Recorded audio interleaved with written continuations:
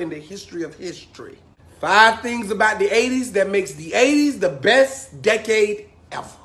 Number 1, the music. Now, if you're looking for a time where race didn't matter, where you was from didn't matter, go back to the 80s. You had the black boys from the projects rocking Motley Crue and AC/DC. You had the white boys in the suburbs rocking Run DMC and stepping in their Adidas. You had the Sheila E's with the big hair. You had Madonna being sexually open. You had Michael Jackson moonwalking and Billie Jeaning. The 80s seemed like the best era for music. If you want to hear one of the best R&B singers of all time sing a cappella with no auto-tune and studio music, YouTube Marvin Gaye a cappella, come back to this video and say thank you, Josh.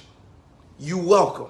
Uncle Luke and 2 Live Crew changed the music game. All that twerking, all that WAP, all that Trina, all that Trick Daddy, all that Lil' Kim, that sexualized rap music. If it wasn't for Uncle Luke, it wouldn't be no bending over and busting it wide open. Bust it wide open, bust it wide open. Hey, bust it. Okay.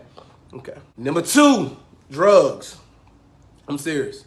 Now, this had to be one of the weirdest things that me and my mother talk about. The drugs in the 80s were so recreational that nobody judged you. Now today's people don't even know how to take drugs responsibly. If you on drugs, you look like you're on drugs. You pop Miley or pills, we can kind of look at you and tell he on Miley, he on pills, probably a little bit of ecstasy. Somebody sprinkled cocaine on his blunt. In the 80s, the CEO of a company that you talk to will take a bump right in front of you. So listen, now we're gonna have to invest $50 million in those stocks, and we're gonna be fine. Everybody smoke weed. Everybody bump the line or 2 of cocaine. Now I ain't saying that that's okay to just be walking around in a Chuck E. Cheese. You know what I'm saying? Just playing with your kids.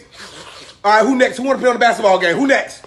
I ain't saying that I'm encouraging that. What I am saying is in the 80s, everybody was free from the judgment. Now, when somebody took the cocaine, added some baking soda, threw it in a pot with a little bit of water, and created crack rocks, that's when the 80s lost me. Nah, we ain't invent crack. Y'all did that. Number 3, sports.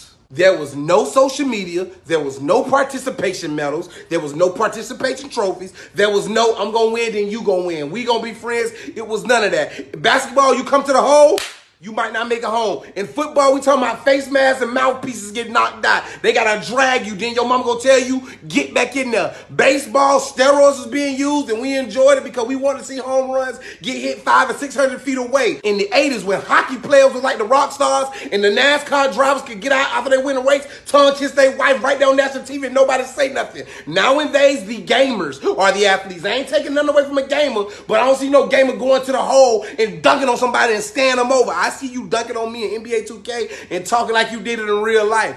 The 80s was the most physical decade in sports, and it can't be debated. Number 4, TV and movies. If you take away CGI from movies, what do you got? Nothing. You got this video with no CGI.